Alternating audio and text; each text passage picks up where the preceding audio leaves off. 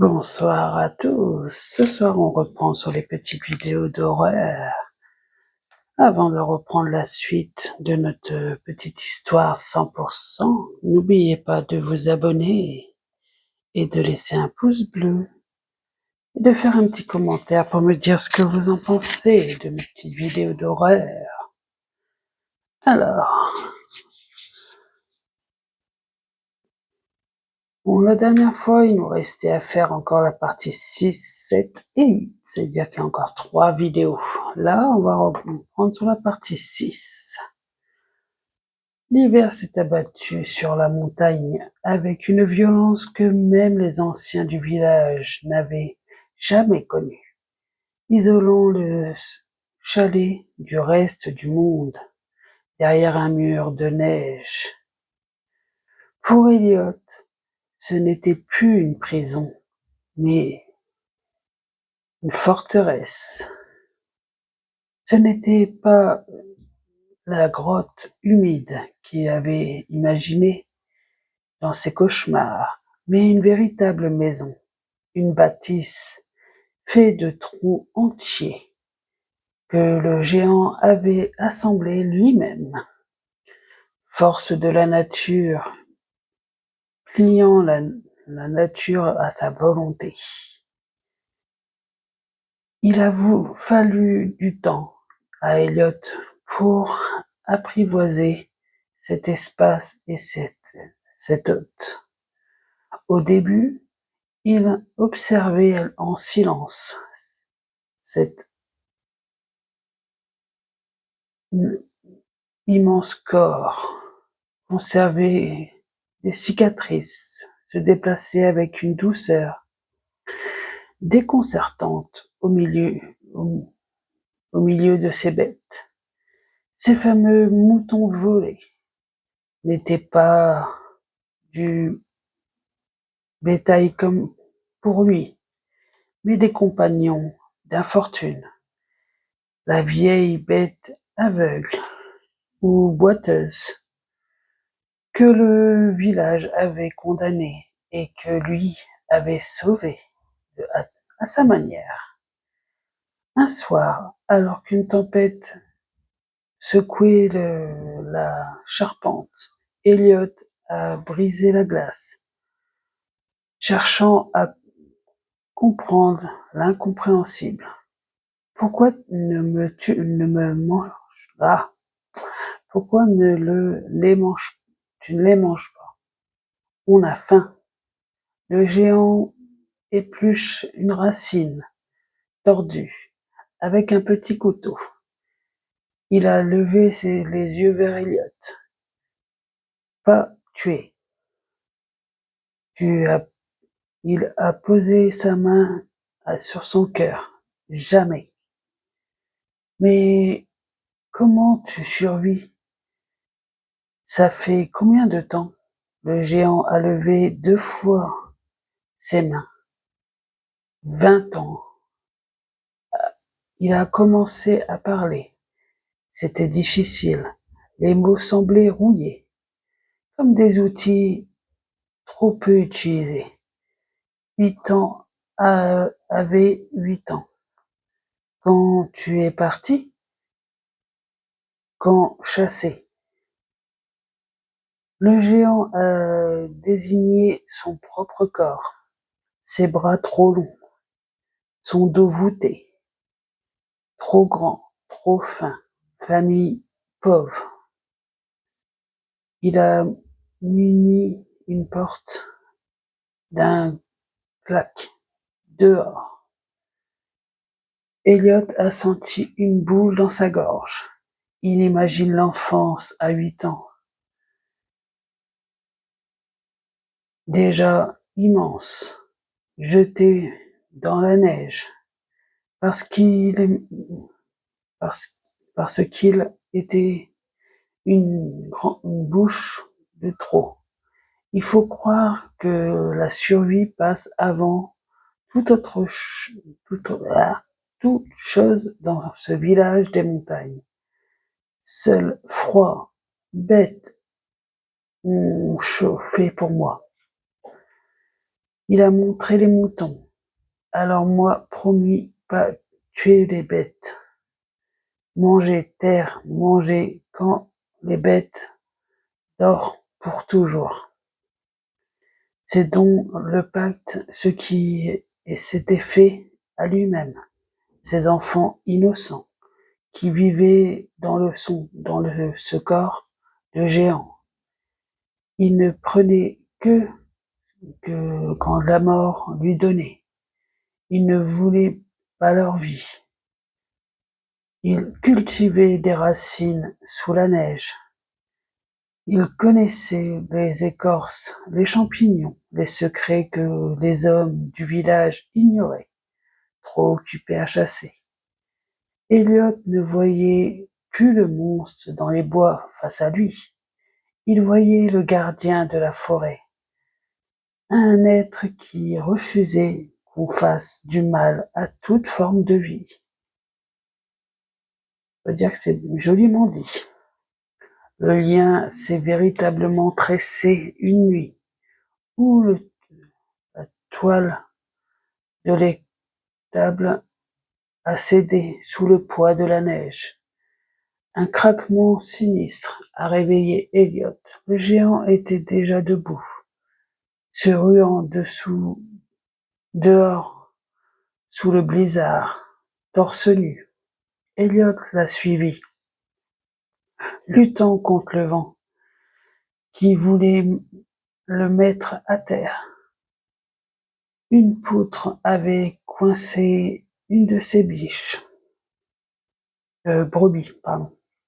Le géant soutenait la charpente de ses propres épaules, hurlant sous effort, ses muscles frayant comme des câbles d'acier pour l'empêcher le toit d'écraser l'animal. Prends-la, a-t-il rugi, la phrase courte, mais complète et claire. Pousse par l'urgence. Elliot s'est glissé sous la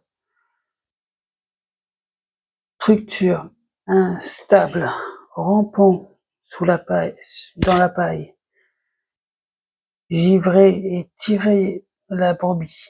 Il avait peur, mais en levant les yeux, il a vu le visage du géant, tordu par effort, qui le protégeait de sa propre masse. Une fois l'animal en sécurité, le géant a lâché prise et la poutre s'est écrasée lourdement, le brisant à la jambe. Oh, le pauvre. C'est Elliot qui a aidé à rentrer. C'est Elliot qui, pour la première fois, a inversé les rôles en nettoyant la plaie de cet homme, appliquant de la sève comme le géant lui avait montré. Ce soir-là, il n'y avait plus de monstres et d'enfants, il y avait 2 frères d'armes. Quelques jours plus tard, alors qu'ils partageaient une soupe de racines, le géant se levait et alla chercher quelque chose de précieux, caché dans sa propre peau, dans une peau de loup. Un vieux livre, abîmé, et une petite figurine de bois, à la tendue à Elliot. Elle, maman. Le géant a hoché la tête, un sourire triste a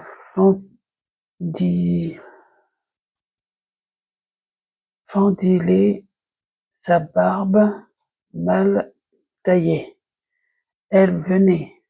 Pourquoi? Apprendre. Il a tapé sa bouche. Par les mots, elle gentille, elle cassée aussi.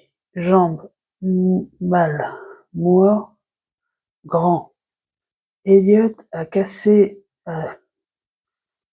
le livre. Il a compris. Sa mère ne venait pas voir un monstre, elle venait voir un enfant qui avait grandi tout seul. Elle venait lui donner ce que le village lui avait refusé, une voix, un compagnon. Elle lui apprit à lire, à parler, des choses simples qu'il avait oubliées en 20 ans. Condamnés à vivre seuls, c'était leur secret, un refuge pour deux âmes rejetées. Elliot écoutait, la gorge nouée, réalisant que la véritable monstruosité n'est pas ici, dans ce corps déformé, mais en bas, dans la vallée, là où on abandonne ses propres enfants. Les jours passaient, les deux êtres se liaient d'amitié. Elliot lui racontait la vie difficile à la maison. Le géant lui racontait comment il avait bâti seul cette cabane et survécu tout ce temps. Les jours devenaient des semaines, des mois. Il y avait tant de bois dans cette cabane que l'hiver n'a pas paru si rude au jeune garçon. Mais ce qui l'avait surtout réchauffé, c'est la chaleur d'un véritable foyer. Elliot a grandi, nourri par la viande des bêtes mortes naturellement et par amour maladroite de ce géant.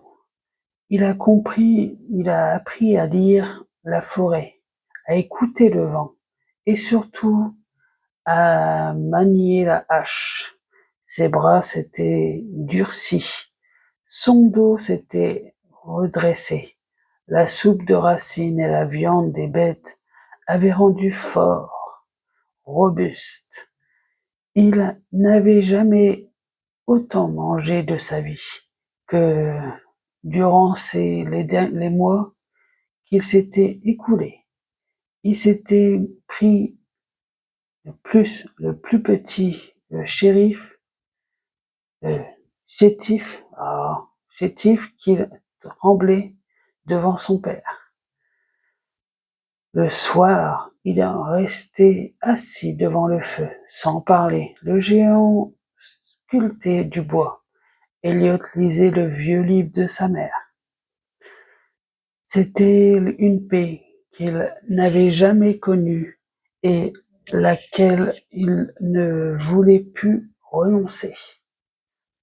Un soir, le géant le regardait avec une tendresse qu'Elliot n'avait jamais connue dans ses yeux, que sa mère, le grand homme, le plita de son immense index et lui dit, comme frère. Elliot sourit. C'est vrai qu'il n'était pas si vieux. Il acquiesça que oui, de la tête, et rigola, non pas pour se moquer, mais comme une joie trop immense qu'il n'arrivait pas à contenir. Puis le géant se mit à rire à son tour. Un matin, l'air s'est rassoudi, radouci, pardon. La neige a commencé à fondre sur le toit, libérant le chemin vers la vallée. Le géant est sorti sur le perron, humant l'air. Il ne souriait pas, cette fois. Il s'est tourné vers Elliot, une tristesse infinie dans le regard, comme s'il savait que leur parenthèse enchantée tournait à la fin. Il a posé sa main sur l'épaule d'Elliot. Ça fond, dit-il simplement. Elliot comprit alors l'air inquiet de l'homme en bas dans la vallée. La haine avait eu tout l'hiver pour fermenter, et le chemin était désormais ouvert.